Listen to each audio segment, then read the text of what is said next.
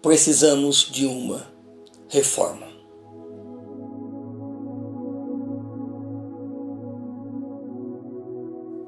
O primeiro, o segundo e o terceiro capítulo do primeiro livro do profeta Samuel registra dias escuros, nublados, tenebrosos em Israel.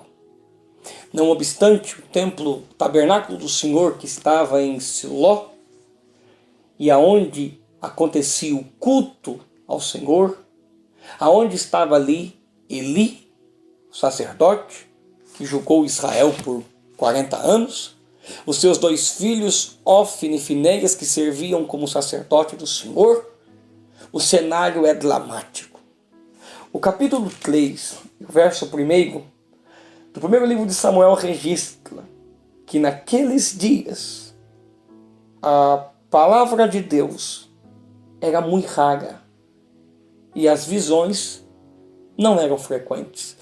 Vocês percebam que mesmo tendo o lugar do Senhor, o tabernáculo fixado em Siló, mesmo tendo culto, sacerdote, templo, oferta, a palavra de Deus era muito rara. Veja como é possível ter templo, ter culto, ter sacerdote e não ter palavra. Por isso que precisamos de uma reforma. Infelizmente, algumas igrejas do nosso país já estão assim. Tem culto, tem templo, tem sacerdotes, mas não há palavra. Onde não há palavra de Deus, o que impera é o caos e a destruição. Não obstante a isso, o texto diz que a manifestação de Deus também não era frequente.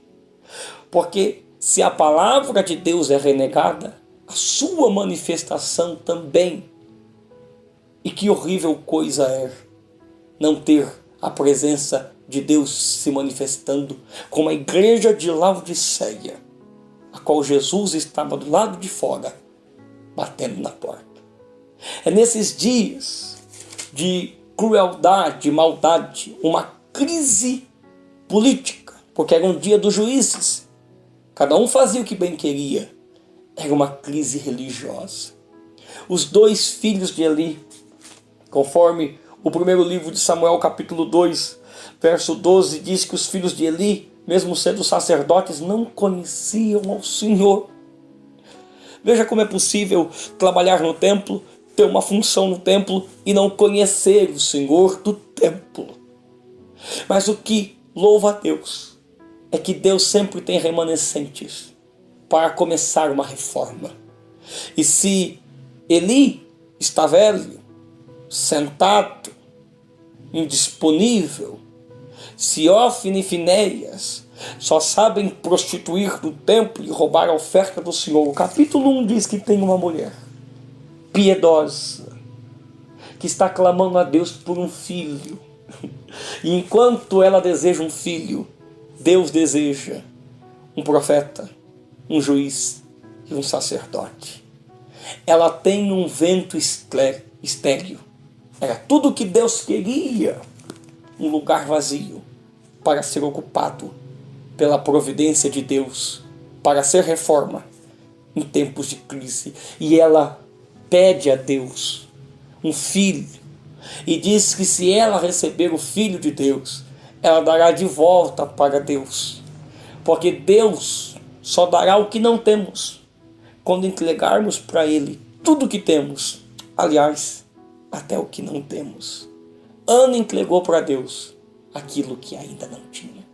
Samuel nasceu e agora está servindo ao Senhor. Ana o levou ao templo. E o texto diz no capítulo 3 que estando já Eli deitado e Samuel também, naqueles dias o Senhor chamou Samuel. Nesse tempo de crise, Deus está procurando corações disponíveis para uma reforma. É melhor ser um menino que ouve Deus do que ser um sacerdote rejeitado. E Samuel ouviu. Mas o texto diz versículo 7, que era a primeira experiência de Samuel com o Senhor, ele não conhecia. E ele corre até Eli. E aqui está mais um elemento para a reforma. Qual é? A unidade de duas gerações. Eli, a geração antiga. Samuel, a geração mais nova. Eli tinha entendimento, mas Deus não queria mais falar com ele. Samuel, Deus queria falar com ele, mas ele não tinha mais entendimento. Eli discerniu, e aqui um sacerdote experiente poderia dizer, mas Deus me rejeitou para falar com o menino. Mas o Eli entende que é melhor ouvir Deus na boca de um menino do que ficar sem ouvir Deus. Então ele ensina Samuel, quando essa voz falar, você diz, fala Senhor, porque teu servo ouve. Eu faço um clamor e um pedido, que a antiga geração se una com a nova geração. Que a nova geração que ouve Deus possa pedir entendimento para discernir e entender o que Deus está dizendo. E como que ela faz isso? Pedindo conselhos à antiga geração. E que a antiga geração tenha humildade para entender que o seu tempo passou. Mas é melhor ouvir Deus na boca de um menino do que não ouvir Deus. Precisamos de unidade. Precisamos de uma reforma. Que o Senhor tenha misericórdia de nós. Amém.